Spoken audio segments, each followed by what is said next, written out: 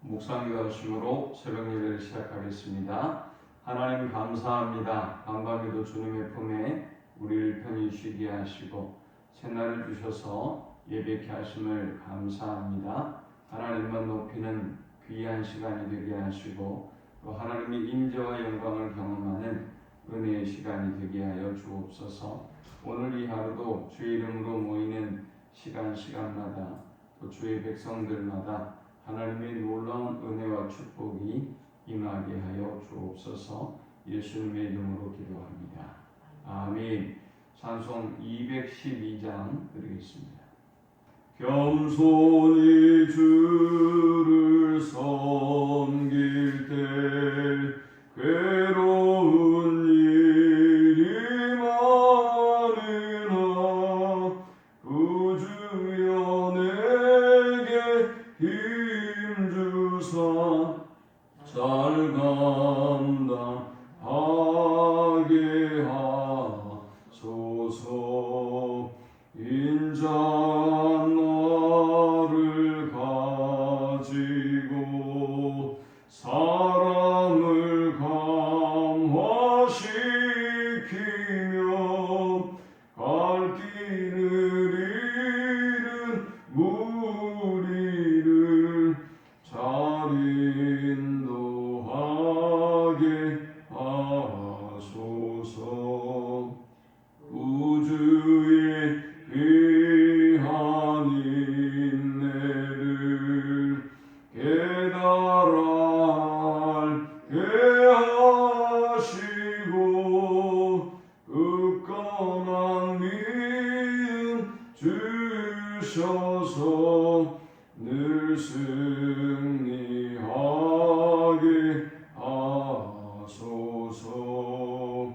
장래의 영광 비추사 소망이 되게 하시며 구주와 함께 살면서 참평강 얻게 하소서. 아멘. 오늘 이 시간에 주시는 살아계신 하나님의 말씀은 구약성경 욥기 12장 1절에서 12절의 말씀입니다. 욥이 대답하여 이르되 너희만 참으로 백성이로구나. 너희가 죽으면 지혜도 죽겠구나. 나도 너희같이 생각이 있어 너희만 못하지 아니하니 그 같은 일을 누가 알지 못하겠느냐. 하나님께 불러 아뢰어 들으심을 입은 내가 이웃에게 웃음거리가 되었으니 의롭고 온전한 자가 조롱거리가 되었구나. 평안한 자의 마음은 재앙을 멸시하나 재앙에 실족하는 자를 기다리는구나. 강구의 장막을 형통하고 하나님을 진노하게 하는 자는 평안하니 하나님이 그의 손에 후히 주심이니라. 이제 모든 짐승에게 물어보라. 그것들이 내게 가르치리라. 공중의 새에게 물어보라. 그것들이 또한 내게 말하리라. 땅에서 말하라. 내게 가르치리라. 바다의 고기도 내게 설명하리라. 이것들 중에 어느 것이 여호와의 손이 이를 행하신 줄을 알지 못하랴.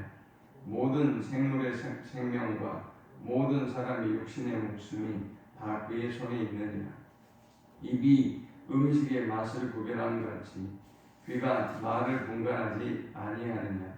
늙은 자에게는 지혜가 있고 장수하는 자에게는 명철이 있느니라. 아멘. 욥의 친구 소발은 욥이 변명하는 것을 보면서 무척 기분이 상했었습니다. 그래서 어찌하여 네가 말이 많으냐? 어찌하여 네가 의롭다고 하느냐?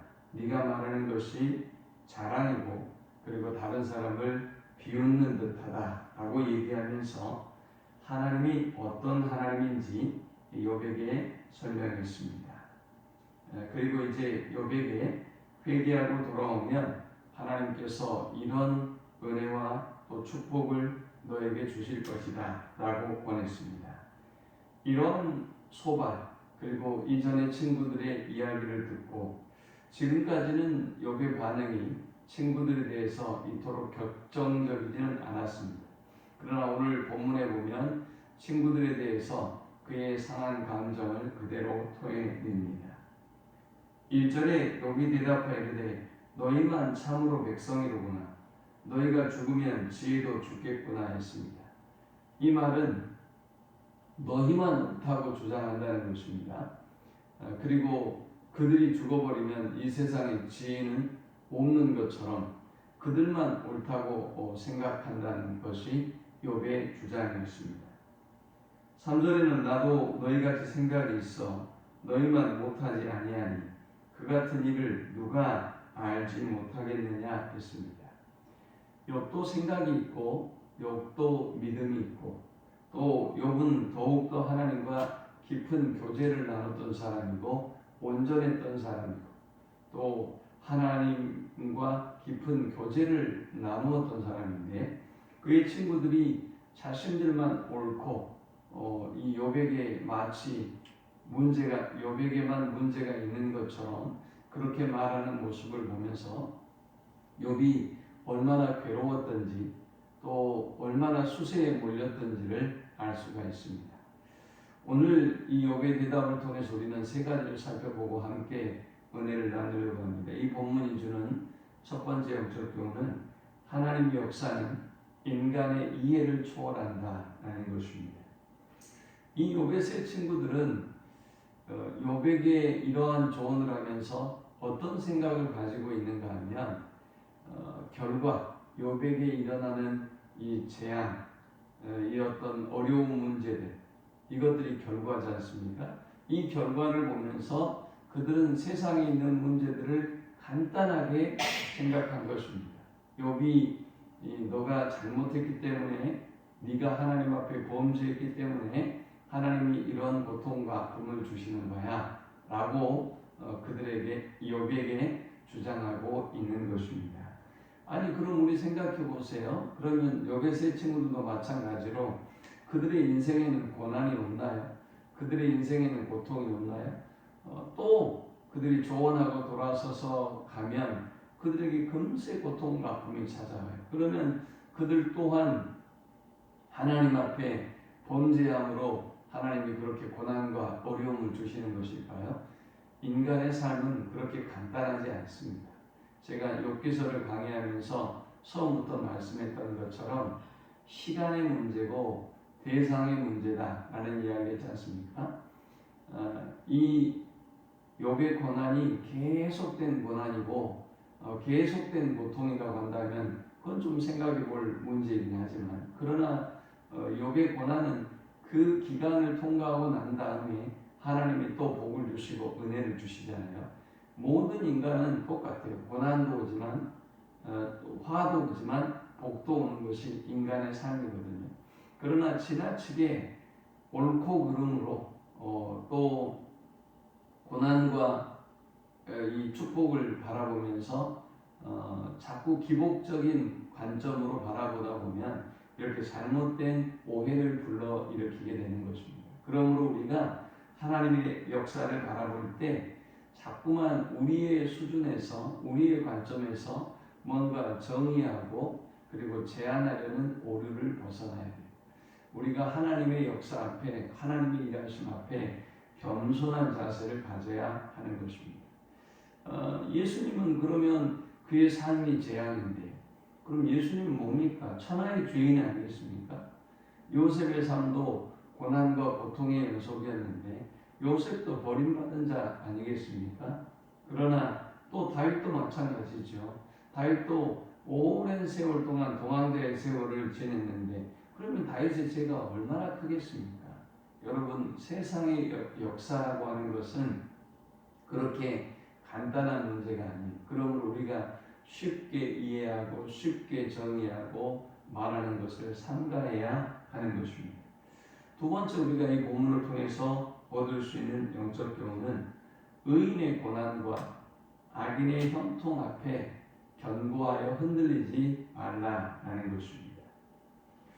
욥의 세 친구들은 하나님께서 의인은 잘되게 하시고 형통하게 하시고 또 악인들은 하나님이 심판하시고 고난을 주신다라고 하는 단순한 원리로 세상의 모든 걸 바라보고 있습니다. 그러나 욥은 그 생각을 달리합니다. 욥은 그 친구들에게 말합니다. 세상의 모든 질서가 그렇게 간단하게 작동되지 않는다라는 것을 욥은 말합니다. 4절에 보니까 하나님께 불러 아뢰어 들으심을 입은 내가 이웃에게 웃음거리가 되었으니 의롭고 온전한 자가 조롱거리가 되었구나 했습니다. 이렇게 의롭고 온전한 자가 조롱거리가 될 수 있고요.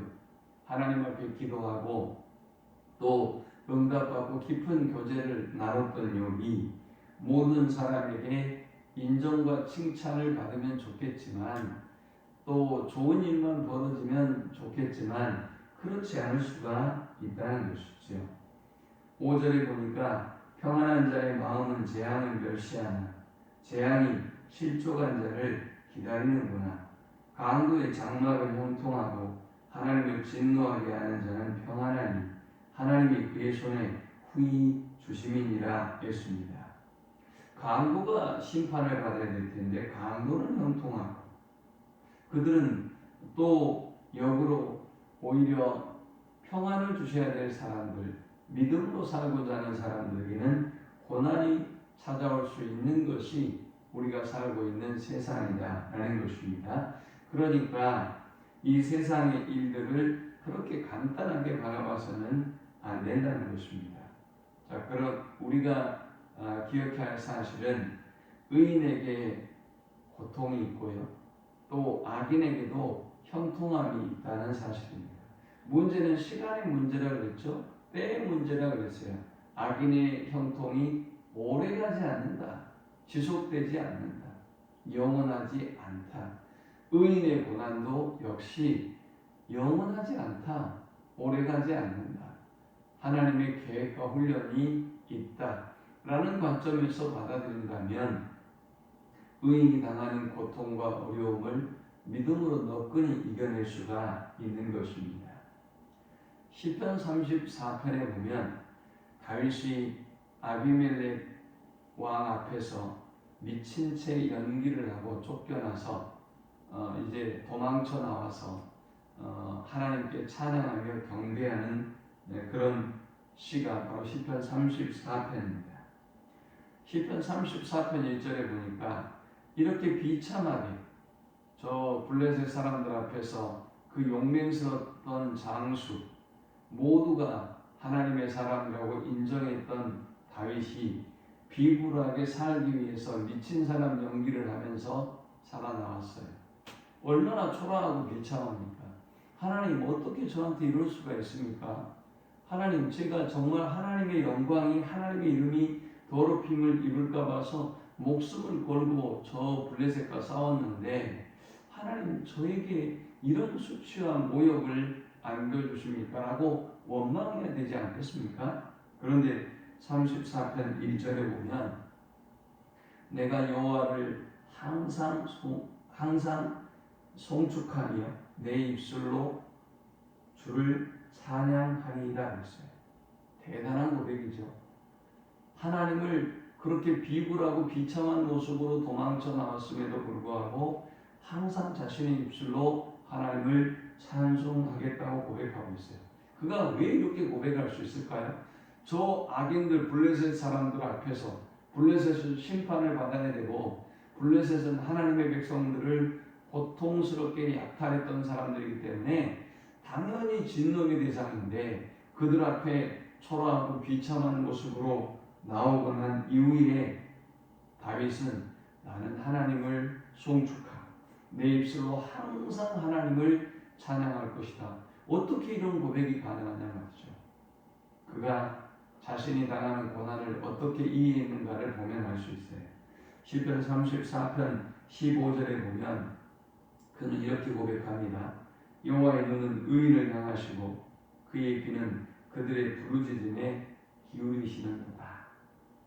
하나님은 지금 비록 의인이 고난을 당하고 있지만 고통의 시간을 보내고 있지만 하나님의 눈이 나를 향하시고 또 그의 귀가 그들의 부르짖음을 듣고 계신다라고 하는 고백이 있었던 것입니다. 또 시편 34편 19절에 보면 의인은 고난이 많으나 여호와께서 그의 모든 고난에서 건지시는도다 했습니다. 다윗은 자신에게 고난이 얼마든지 올 수 있지만 그러나 자신의 의로운 삶, 믿음의 삶, 하나님만 의지하는 삶이 결코 흔들리지 않겠다는 것입니다. 그러면 하나님께서 그를 고난에서 건지실 것이라고 고백하고 있어요.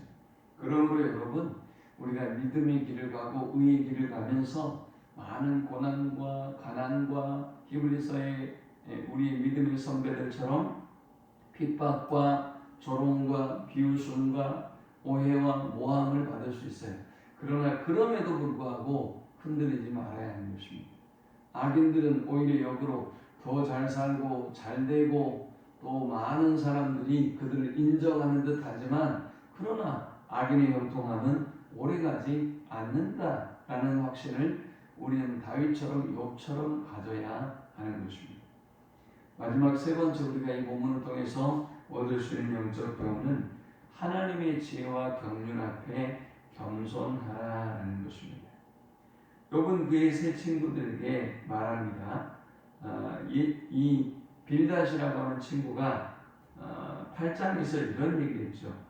옛 시대 앞에 물으라. 그들이 내게 가르치리라 그랬습니다. 욥을 꾸짖으면서 빌닷이 이렇게 얘기하자 욥은 이제 오늘 이 본문에서 이렇게 답합니다. 짐승, 새, 땅, 바다의 고기들에게 물어봐라.